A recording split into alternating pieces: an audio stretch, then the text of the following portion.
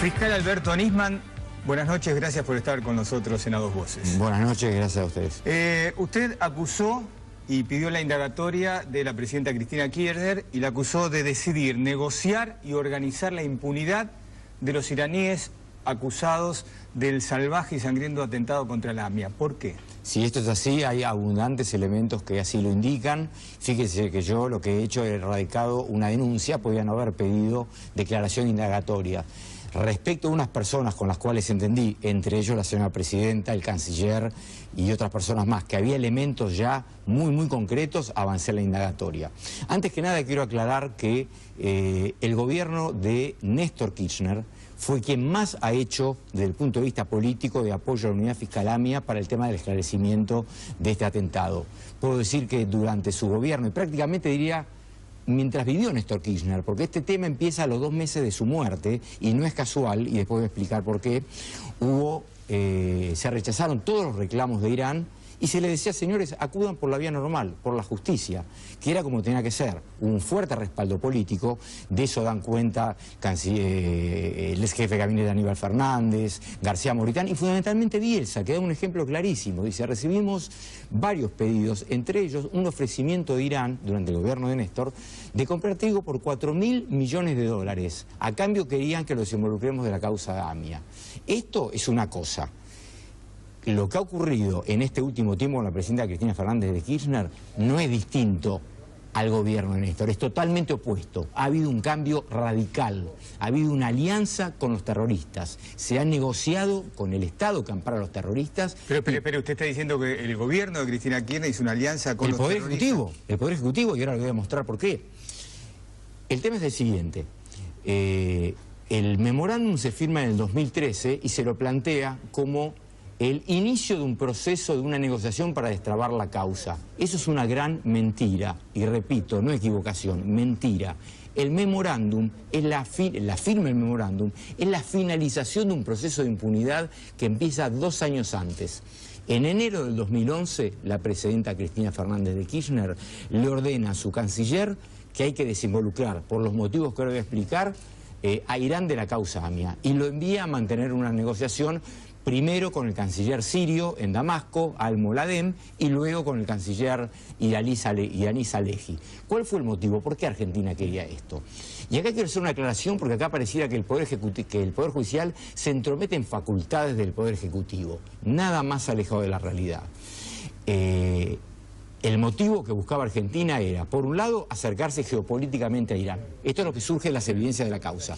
Por otro lado, restablecer relaciones diplomáticas y, ante la severa crisis energética que sufría Argentina, comprarle petróleo a Irán, que Irán comprara eventualmente granos, y después aparece Rabani ahí queriendo ofrecer armas, que también se hablar de eso. Hasta ahí un objetivo absolutamente legítimo.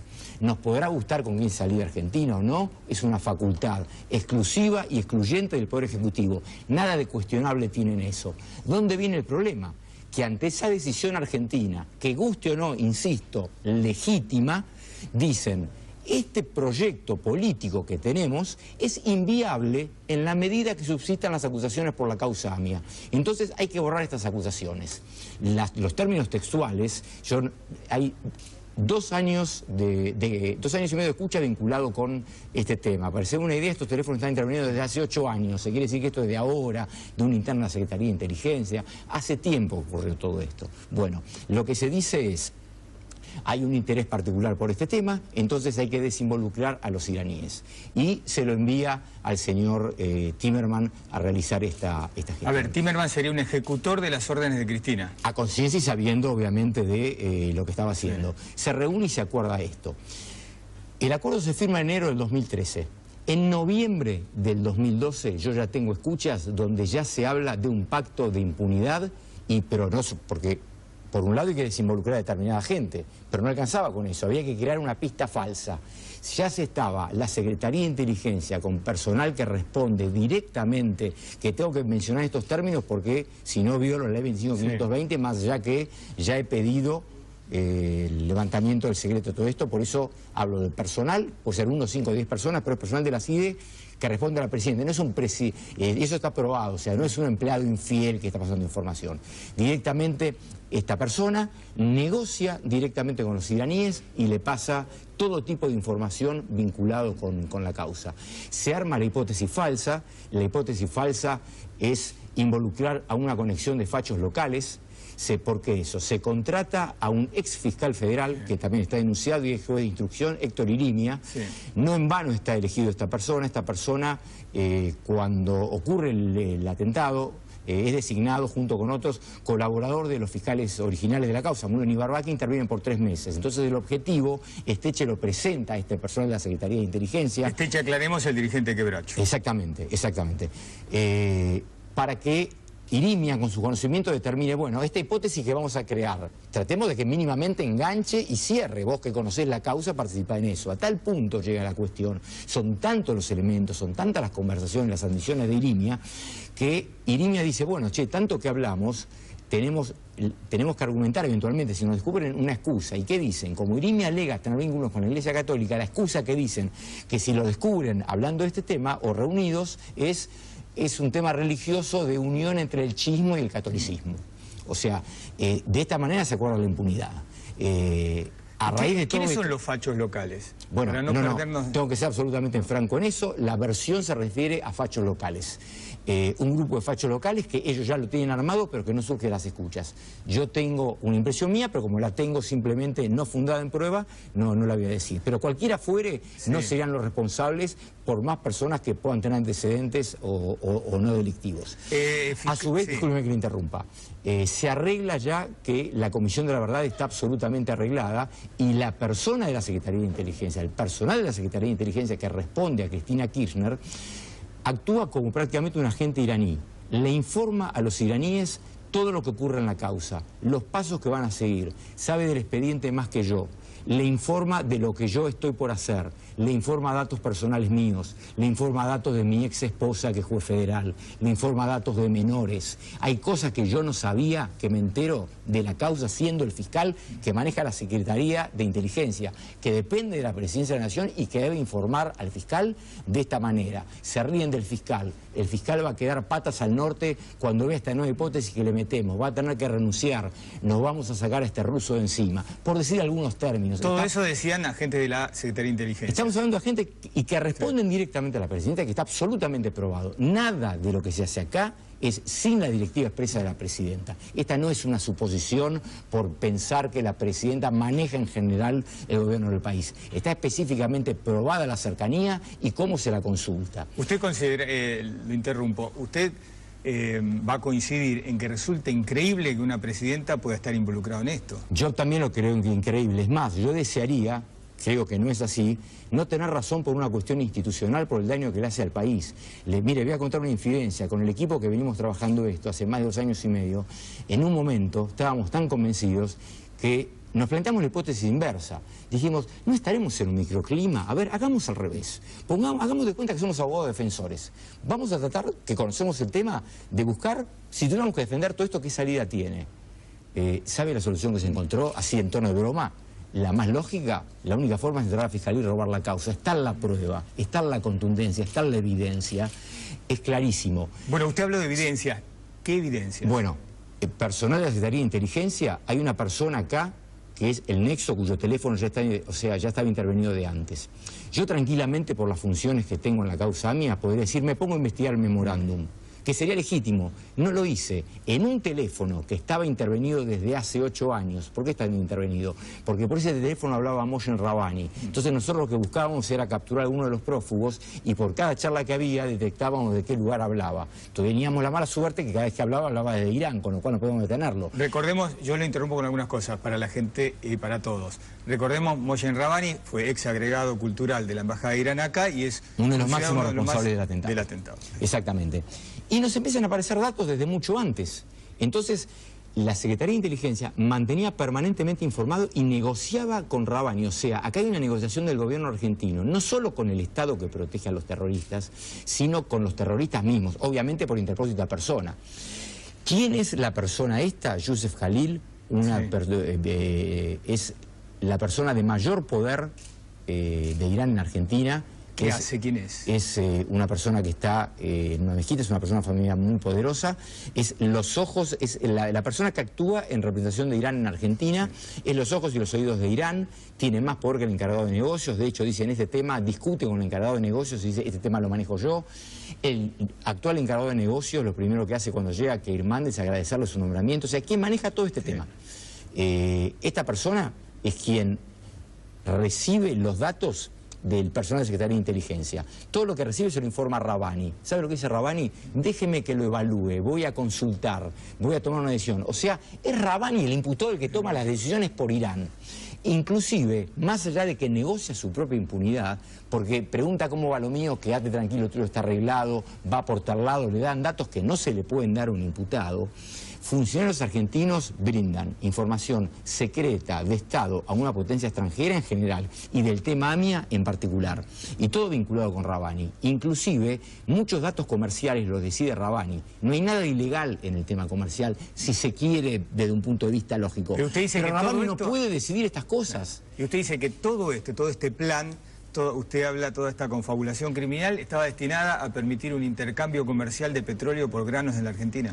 Lo que surge de la causa es que los objetivos, puede haber 20, son 3. Es un acercamiento geopolítico, concretamente dicen, el fiscal no se dio cuenta, pero esto, o sea, es terrible para un fiscal argentino que funcionarios argentinos digan esto. Mi acusación fue avalada por más de 90 países.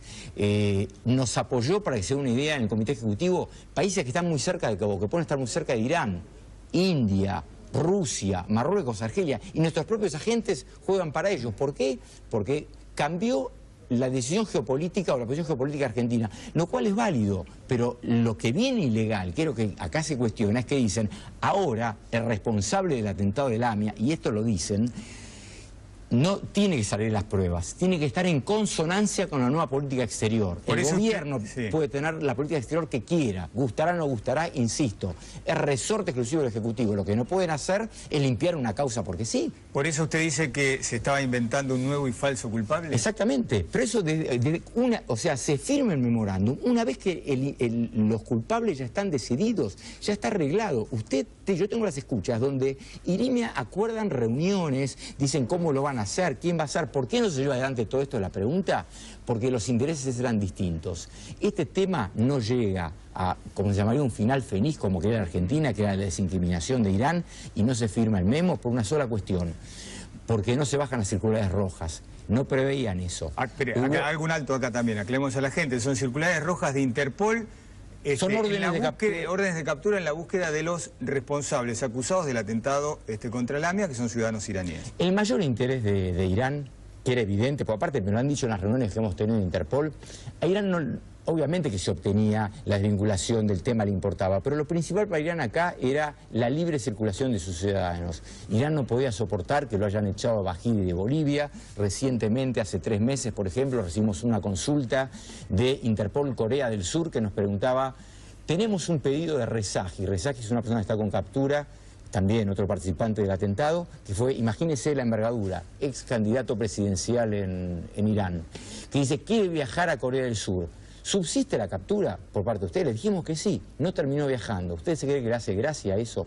¿Por qué no se bajan las circulares? Justamente porque Noble dice no, lo tiene que ordenar el juez. A tal punto estaba acordado, porque acá hay pactos secretos. Yo no puedo terminar todavía si firmados o no, pero acá hay acuerdos secretos entre ambos estados y uno de ellos es que se bajaban las circulares rojas. ¿De qué manera se bajaban?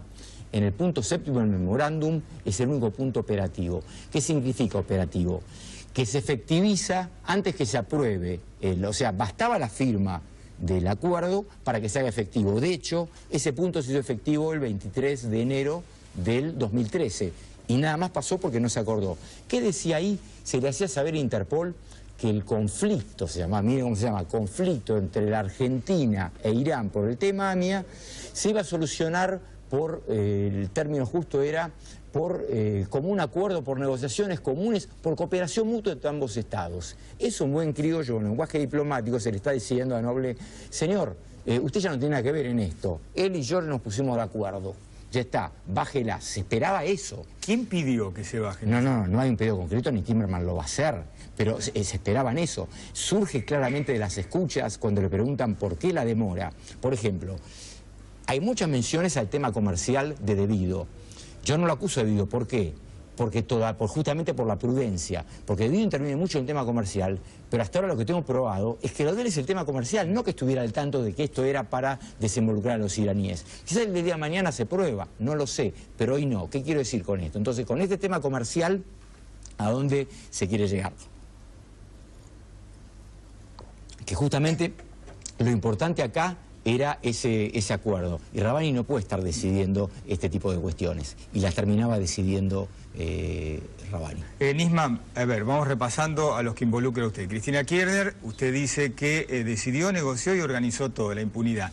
Timerman fue el ejecutor de las órdenes. Absolutamente todo. Usted menciona al diputado el Cuervo Larroque, un diputado... Larroque es la voz de Cristina Kirchner en todo esto, por lo que surge de la evidencia de la causa. Cristina Kirchner no hablaba con Delía, sino que Larroque era el intermediario. Larroque recibía la información de Cristina Kirchner, se la pasaba a Delía, se reunía con Khalil, le daba instrucciones y a su vez se reunían en la casa de Delía. Hay varios datos de esta postura. Ocurría el tramo inverso, cuando Khalil necesitaba que alguna información llegue al gobierno argentino, se hacía llegar a Larroque, etcétera, etcétera. O sea, todo esto llevaba pasaba, y traía. Exactamente, y estaba al tanto del plan este de impunidad. Es más, da instrucciones respecto de cómo debían actuar en temas muy puntuales que están desvinculados al tema AMIA, pero prueba el conocimiento. La cantidad de escuchas es inmensa. ¿Larroque también está en las escuchas? Por supuesto, pues, o sea, pero las escuchas las tomo como un indicio, quiero que quede claro, porque en una escucha se puede decir también cualquier cosa. Todo lo que dice las escuchas está corroborado además por otro elemento que es independiente pero que se ha verificado en la causa. Otro tema de los pactos secretos era que cuando no se bajan las circulares rojas justamente, pese a lo que Timerman no puede pedirla, pero Timerman permanentemente dice el acuerdo va avanzando. Por eso viaja en septiembre y en noviembre del 2013 a Interpol. Él no puede pedir que se saquen las circulares rojas, pero ese era el acuerdo. Entonces, ¿qué dice? Estamos avanzando en el acuerdo con Irán, a ver si Noble la bajaba, y Noble no las bajaba. Hay innumerables charlas, por ejemplo, Khalil vuelve de Irán y le preguntan, bueno, tenemos que empezar con el comercio, le dicen. Y Debido dicen, se tiene que firmar el memorándum. Debido parece un poco ajeno al tema, él está en el tema comercial, por lo menos de lo que surge hasta ahora. Por eso, así como acusa una persona, digo respecto del otro. Dicen, bueno, pero acá hay que saber que Timerman, te avisaron a vos que Timerman no cumplió con el tema de las circulares rojas. Es más, lo destratan desde el punto de vista religioso, lo tratan, Delía y otra persona más, totalmente discriminativamente y dicen, este ruso de mierda no cumplió con esta cosa, se comprometió a bajar las circulares rojas y hasta que esto no ocurra, Irán no va a firmar absolutamente nada. Entonces empiezan a cuestionar la aptitud de Timerman y en un momento hasta lo defienden diciendo, y es ahí donde también queda involucrada la presidenta, porque dicen, no estoy haciendo un juicio de valor, estoy repitiendo cosas que surgen. Por más inepto que sea Timerman, acá la cuestión fue orden de la presidenta y Timerman cumple. Esto va a terminar saliendo, hay que tener un poco de paciencia. Irán es el que le reclama a Argentina que tiene que cumplir con eso porque si no, no se puede avanzar. Por eso, a Irán lo que le importaba eran las circulares rojas. Si se daba, el comercio era un medio, no era la finalidad. Para Argentina sí era la finalidad. Y desinvolucrar por esta cuestión de política exterior. Es más, negocian con Rabbani su propia impunidad.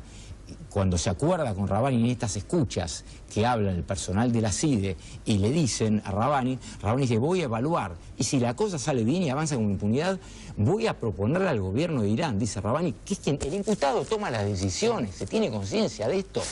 Dice, voy a consultar al gobierno de Irán para que también le compremos armas a Argentina, así lo beneficiamos más. O sea, esto es prueba que yo tengo. ¿Qué hago con esta prueba? No la presento. O sea, a mí no me causa ninguna gracia. Acá no hay nada personal y esto quede claro. Es mi obligación, lo hice y lo volvería a hacer. Pero a mí me tocó acusar a Carlos Menem en su momento y obviamente me criticaron los menemistas. También tuve que acusar a una persona con la cual tenía una cierta relación, no digo de amistad, pero una cierta relación de trabajo y a quien le tenía aprecio. Cuando vi la prueba la tuve que acusar igual, el comisario Palacios, de otro partido político, los que ahora critican y dicen que es una barbaridad sin saber cuál es la prueba que hay, y sería bueno que alguno de los que está hablando ahora vea si no están en una escucha o no tiene algo que ver antes de hablar, Sería importante también eso. No dijo nada cuando yo acusé. O sea, yo no me fijo en partidismos. Yo desearía no acusar, porque si tengo la prueba, mi obligación es presentarla a un juez. Y es el juez el que va a decir si tengo o no razón. A propósito de este tema, después en A Dos Voces vamos a escuchar las voces del oficialismo que se refirieron a este tema. Pero Aníbal Fernández, el secretario general de la Presidencia, vincula todo esto como una operación de Jaime Estiuso, que fue un director importante durante décadas de la Secretaría de Inteligencia, que ya no está, y usted dice acá, él dice acá, y todo como una operación de Estiuso y suya. Sí, eso es totalmente pensable. Lo conozco a Estiuso, trabajé con Estiuso, es la persona que más sabía de la causa AMIA. Néstor Kirchner, cuando me pone a cargo de la unidad, yo ya lo conocía, reconozco a Estiuso, me dice, la persona que más conoce con la que usted va a trabajar es esta, la causa AMIA, que es un atentado terrorista internacional, tengo que trabajarlo con un organismo de inteligencia, no lo voy a trabajar sin desmerecerlo con el servicio penitenciario de la Policía de la Provincia de Buenos Aires, que no sabe nada. ¿Y qué trabajo hizo Estiuso? Absolutamente todo lo que yo le pedía. ¿Con quién? Coincidían muchas cosas y tiene muchísimas discrepancias. Le doy un ejemplo. Estiuso es un excelente profesional, no tengo duda, pero a veces Estiuso, como todo hombre de inteligencia, venía y me decía, tengo esta prueba, en tal hecho participó fulano, y la explicación que me daba cuando me hablaba era coherente. Digo, bueno, la prueba, no el informante de la triple frontera. Le digo, pero escúcheme, para inteligencia es bárbaro esta prueba, yo tengo que ir ante un tribunal. Me sacan corriendo. ¿Qué digo? Ah, no, me lo dijo el señor Estiuso. Y se generaban discusiones, o sea, Estiuso presentaba muchas cosas. Yo solamente validaba lo que jurídicamente, lo que le podía dar validez judicial. Pero volviendo al tema de que dijo Aníbal Fernández, que más allá de la crítica, voy a ser honesto y voy a reconocer que en la época de Néstor Kirchner, cuando fue todo el tema de Interpol, colaboramos muchísimo en la causa. Creo que esto es una crítica política. Yo sé lo que piensa Aníbal Fernández de esta cosa, pero bueno, también entiendo cómo es este juego y las cosas que... Él que era ministro del Interior, tenía cargo de la policía, fue jefe de gabinete, o sea, tuvo mucho... Cuando yo viajé a Interpol fue quien me facilitó inclusive muchas de las cuestiones, tuve muchas charlas con él y ha colaborado y lo reconozco, más allá de que hoy tenga que criticar una determinada postura. Pero las escuchas datan del año 2008. En el año 2008 no había memorándum, no había nada. A mí me llevó 2 años escribirla. Lo de la Secretaría de Inteligencia ocurrió hace poco tiempo. El personal de la Secretaría de Inteligencia que está involucrado, yo no sé si sigue ahora, lo que sí sé es que estaba antes de este problema.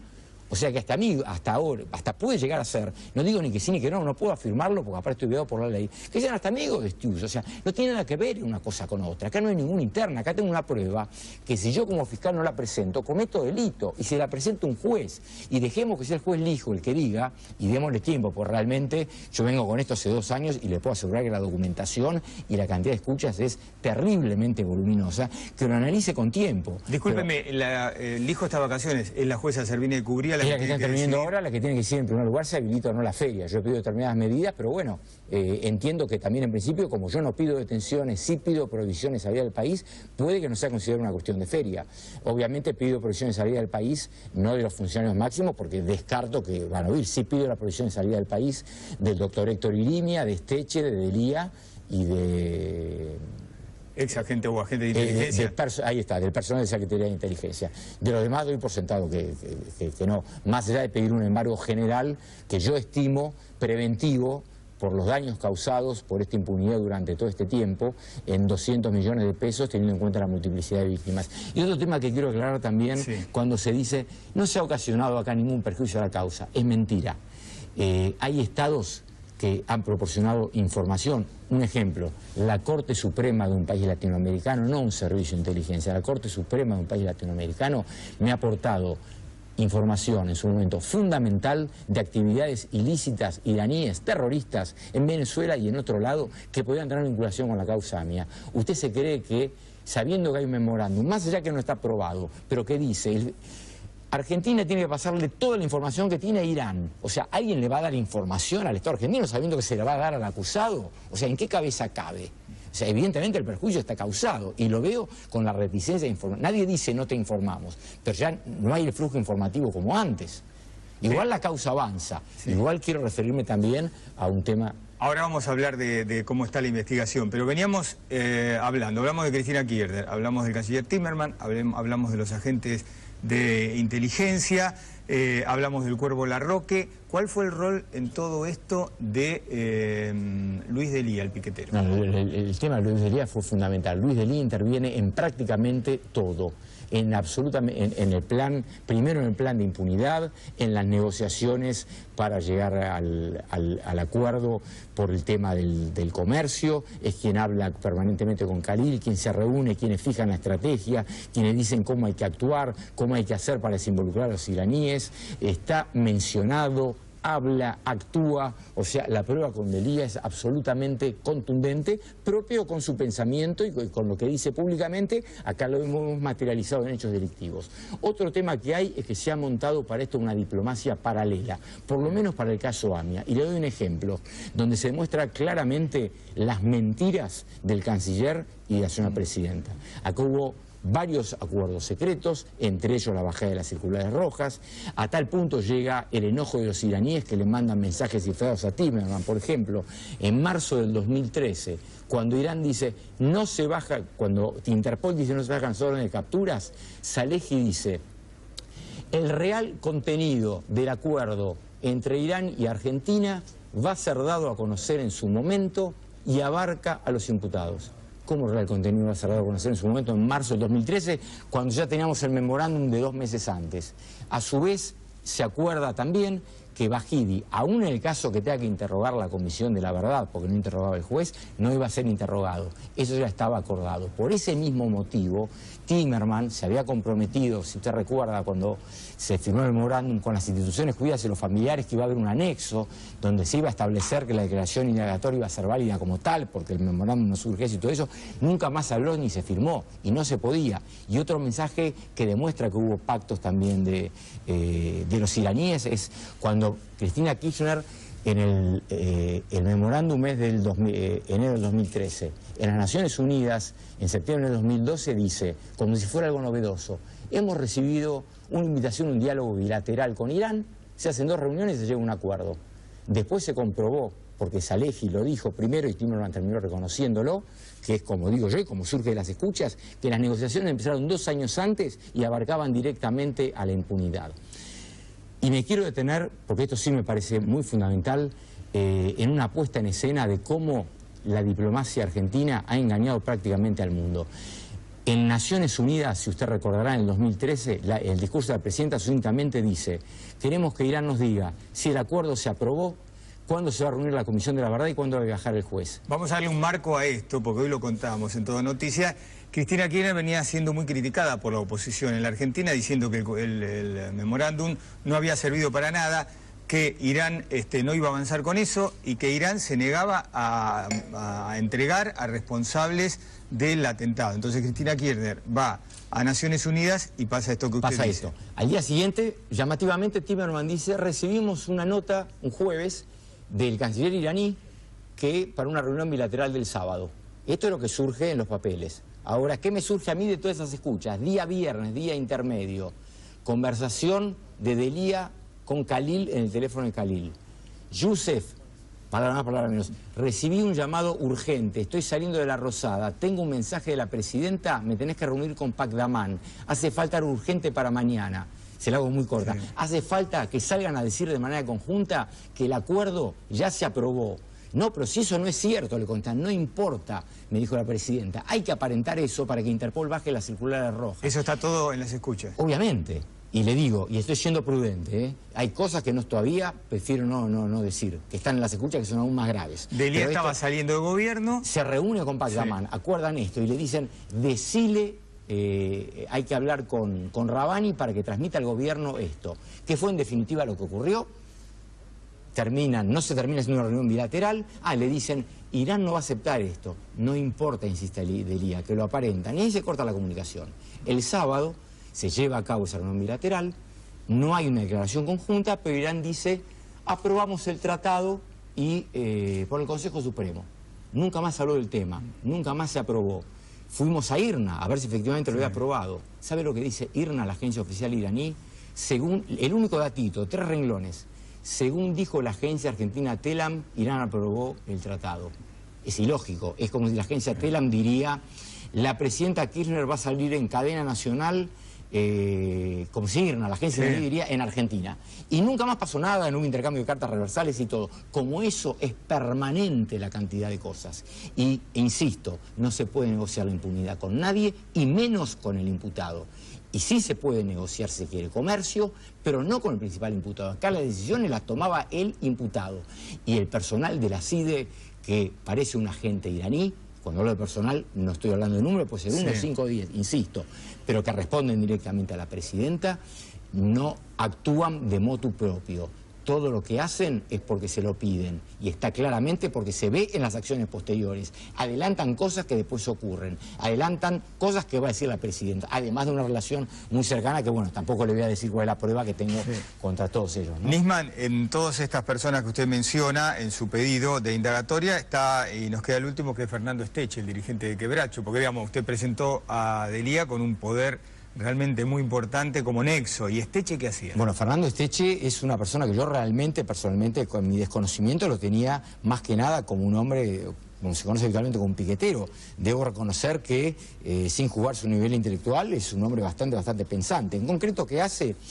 Es uno de los que diagrama, y con un tino, que algo yo de derecho creo que conozco, bastante acertado, la hipótesis falsa, cómo imputar falsamente. Presenta irimia a la Secretaría de Inteligencia, a esta gente justamente para que armen la hipótesis falsa, para que engarce. Y actúa en todo este tipo de cuestiones. Es más, si uno sigue todo el tema de las escuchas, Irán admite y hasta se jacta, en más de una oportunidad, que cometió el atentado. Obviamente yo, fiscal, no voy a probar la responsabilidad de Irán en el atentado por una prueba extrajudicial, la tengo por otro lado, pero esto no hace más que corroborarlo. Es impresionante de la forma como se admiten los hechos. O sea, todas las preguntas que la gente normal que entendía el tema se hacía, que no entendía el memorándum, que no encontraba explicación, que podía presumirlo, pero que tiene una opinión, todo está explicado en estas escuchas y en esta prueba que se obtuvo. Es un rompecabezas que se arma.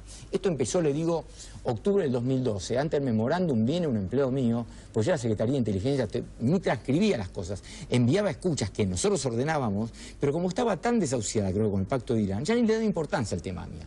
Y nos mandaba las escuchas, pero tenía un empleado que la escuchaba. Y un día viene y me dice, en octubre del 2012, antes del memo, doctor, mire, acá hablan de usted, que quieren desinvolucrar a Irán, que todo esto. Y yo me reí. No lo tomé en serio. De la misma forma que con error no tomé en serio a Pepe Liachev y dudé de él y confié en el gobierno argentino, y hoy obviamente me tengo que arrepentir. Una vez comete errores. Pero claro, después cuando se siguió avanzando y se veía que lo que decían las escuchas se corroboraba, se terminó armando todo un rompecabezas perfecto, y además, insisto, no son solo las escuchas, son fundamentales porque son hilo conductor, pero la prueba es determinante.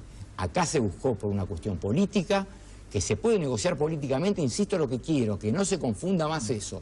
Lo que no se puede hacer es, en aras de ese alineamiento político, borrar una causa judicial de un plomazo, que es un crimen de fundamentalmente una causa que es un crimen de lesa humanidad, muerto 85 personas, imprescriptible y calificado como genocidio por el juez de la causa. Para ir cerrando, fiscal Nisman, ¿cómo está? Porque hablamos de todo esto, pero ¿cómo está la investigación hoy de los responsables del atentado que dejó 85 muertos en 1994? Bueno, justamente era un tema en el cual estoy trabajando, que no, si yo no pensaba no decirlo, pero ahora me parece importante explicarlo porque viene a colación del tema del memorándum con Irán.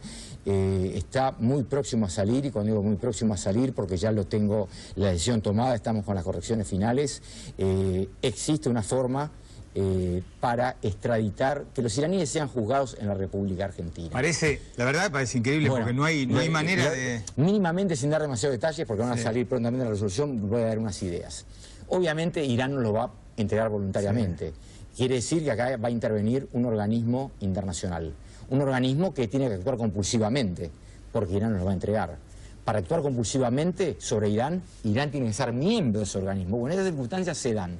No está establecido expresamente, pero hay jurisprudencia en otros casos que con menos requisito de esos se ha obligado a que los extradite bajo percibimiento, sino de extraerlos de ese organismo internacional. Exacto. No entrar en Irán y llevárselo, sino obligar a que extradite. Exactamente, por un organismo internacional que tiene facultades compulsivas sobre los miembros, e Irán es miembro. Esto va a salir ahora, con lo cual no sé si se va a cumplir, pero con los antecedentes que hay y la jurisprudencia, que el excelente equipo que tengo, porque acá no es el fiscal, es el excelente equipo que tengo, de las responsabilidades y los errores, y todo me hago cargo políticamente yo. Ahora, los éxitos indudablemente son de mi equipo, es brillante y hemos encontrado una solución que realmente creo que es totalmente aplicable y se va a firmar en los próximos días.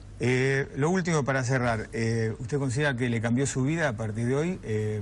como fiscal y su vida privada? Indudablemente, indudablemente. Yo antes de empezar todo esto le tuve que decir, y es lo único que quizás me puede quebrar, a mi hija de 15 años, decirle, mira, quizás tengas que escuchar de tu padre las cosas que nunca te imaginaste que podía decir una persona. Me dijo, papá, yo te conozco, es terriblemente doloroso, pero bueno, sé que es mi función, lo acepto y estoy convencido que el juez ante quien se lo presente, cuando me decían que cuando yo denuncié a Palacios en realidad era porque perseguía a Macri, lo mismo de Menem, toda esta gente que ahora han sido, cuyos procesamientos fueron confirmados por la Cámara y van a juicio oral, que ocurre exactamente lo mismo.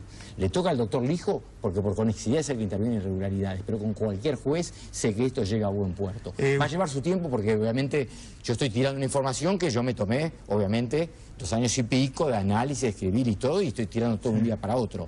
Pero bueno, va a tener toda la colaboración de la Fiscalía en esto. Obviamente que me ha cambiado la vida, pero bueno. Usted ha tenido, por el cargo que tiene, custodia, va a seguir teniendo, la tiene. Sí, la tengo, y con respecto a esto, una de cal y una de arena, quiero reconocer que independientemente de esto, yo cuando tomé esta decisión no notifiqué absolutamente a nadie y asumo las consecuencias justamente, porque fue una decisión propia mía, pero quiero hacer una mención a la procuradora, la doctora Gil Carbó, que con respecto a la custodia, antes de esto, que en el mes de diciembre le llega una actuación a la Procuración, donde yo aparezco mencionado, como también pasible de amenazas, y se tomó el trabajo de llamarme y muy gentilmente decirme, doctor, mire, pasa esto, no quiere que usted, yo sé que usted tiene custodia, no quiere que se le incremente. Le digo, la verdad, doctora, hoy lo voy a repensar. Pero le dije, con la que tengo me alcanza. Doctor Nisman, piénselo, lo va a necesitar y todo. No sé si será la misma actitud que he tomado, pero en su momento, obviamente que tengo custodia, no me agrada, pero sé que es necesario, porque obviamente uno también tiene vida privada y se limita un poquito. Pero lamentablemente es así y recibo mensajes, no de ahora por este tema, sino de hace muchísimo tiempo. Lo que pasa es que uno no anda denunciando todos los días, pero hay causas por varios juzgados por este tema. Fiscal Nisman, muchas gracias por haber estado esta noche con nosotros y ojalá que se esclarezca todo esto, porque la denuncia, como usted entenderá, es gravísima, tiene una gravedad institucional realmente muy importante. Para mí ha sido un dolor terrible hacerlo, pero insisto, lo volvería a hacer y es una obligación moral. La publicidad de los actos del Estado hace a la esencia republicana de gobierno. A veces la gente debe estar informada de todo esto. Y si me equivoqué, que creo que no, porque como dice el doctor Carlos Fait, los hechos son sagrados, las opiniones son libres, esté Nisman o no esté Nisman, las pruebas están. Pero me gustaría equivocarme, justamente por la institucionalidad del país, porque esto lo hace muy mal al país. Creo que no, pero bueno, lo volvería a hacer y es una lástima, pero la prueba es muy contundente. Gracias, fiscal. Gracias a usted. Ya en un ratito vamos a estar con Elisa Carrió, ahí la estamos viendo, está en los estudios.